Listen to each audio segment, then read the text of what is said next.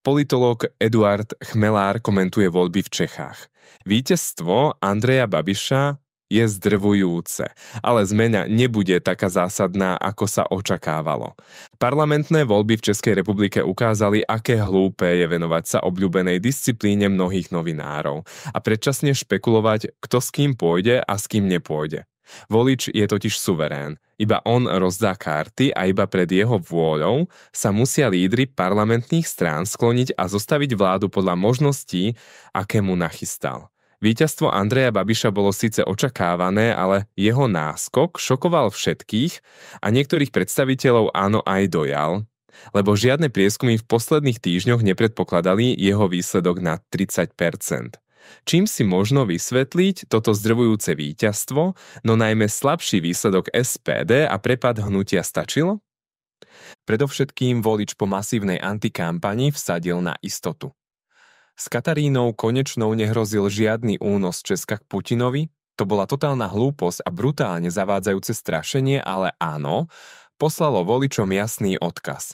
Najprv Andrej Babiš kategoricky vylúčil koalíciu s komunistami a po oznámení výsledkov aj Alena Schillerová označila neúspech hnutia. Stačilo za veľmi dobrú správu. To znamená, že aj keď ani v samotnom hnutí áno nečakali také zdrvujúce víťazstvo, historicky najsilnejší výsledok s účasťou komunistov vo vláde nikto z nich nerátal. Je dokonca prekvapujúce, že väčšiu zhovievavosť prejavovali ku krajnej pravici SPD a klauzovskej neokonzervatívnej pravici, motoristé, ako k hnutiu stačilo. Podľa môjho názoru to bola hlúpa taktika, lebo neustálými útokmi na hnutie stačilo, Babiš síce vysal časť jeho voličov, ale sám pritom zbytočne stratil mandáty ďalšej potenciálnej parlamentnej strany, ktoré by mu nielen rozšírili pohodlnú vládnu väčšinu, ale aj zabezpečili väčší manevrovací priestor pri vyjednávaní.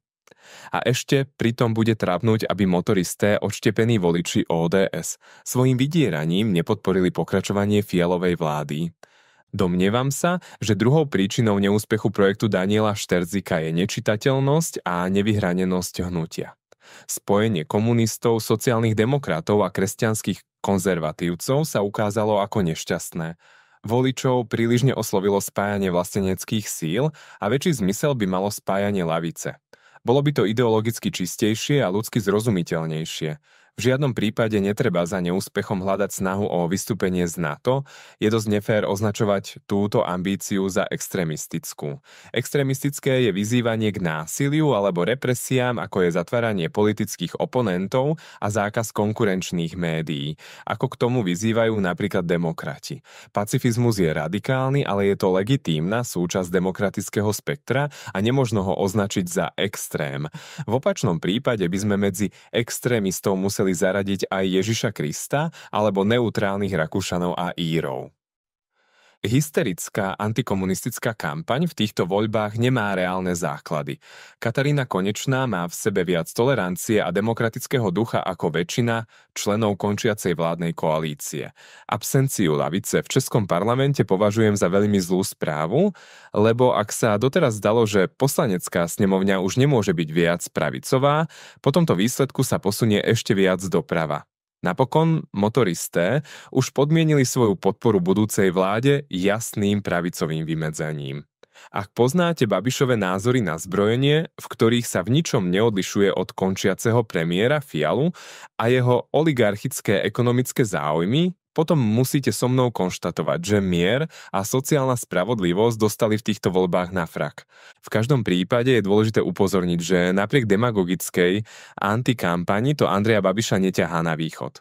Nie je to žiadna česká verzia Roberta Fica, skôr Donalda Trumpa a ako pragmatický obchodník bude skôr tvrdým vyjednávačom. Z podobných dôvodov netrpí žiadnym resentimentom voči Slovensku, aj keď po Fialovom besnení sa od každej vlády očakáva prirodzené zlepšenie československých vzťahov. V medzinárodnej politike môžeme očakávať novú éru stredoeurópskej spolupráce. Chvíľu to potrvá, kým Babiš a Fico definitívne pochopia, že oživenie V4 je nereálne, že Poľsko je dnes už niekde úplne inde a nemá záujem o koordináciu s Prahou a Bratislavou, ale s Berlínom a Parížom. Ale verím, že ich táto nová realita napokon privedie k snahe o užšiu spoluprácu krajín bývalej Habsburskej monarchie alebo, ak má niekto historické predsudky, k nadviazaniu na tradíciu prvorepublikovej malej dohody. Lebo pevná regionálna spolupráca Česka, Slovenska, Rakúska, Maďarska, Chorvátska a Slovinska, prípadne plus Srbska, Čiernej Hory a Rumunska, je geopoliticky prirodzenejšia a stabilnejšia ako opieranie sa o veľmoci strednej veľkosti. Na záver chcem vyjadriť presvedčenie, že sa obnoví československá vzájomnosť.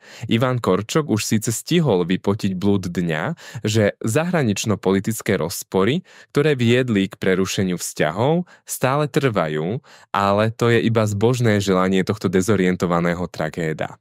Rovnako chcem vysloviť želanie, aby české ľavicové strany prekonali ideologické sektárstvo, osobnú nevraživosť a márnomyselnosť svojich lídrov a našli k sebe cestu. Výsledok volieb, keď sa Andrej Babiš otvorene chvastá, že po druhýkrát dostal ľavicu mimo parlamentu, by mal byť pre nich najvyššou výstrahou, že ak Čechom pravicových experimentov na ľuďoch nestačilo, žabomyších vojen medzi komunistami, socialistami a sociálnymi demokratmi už naozaj stačilo.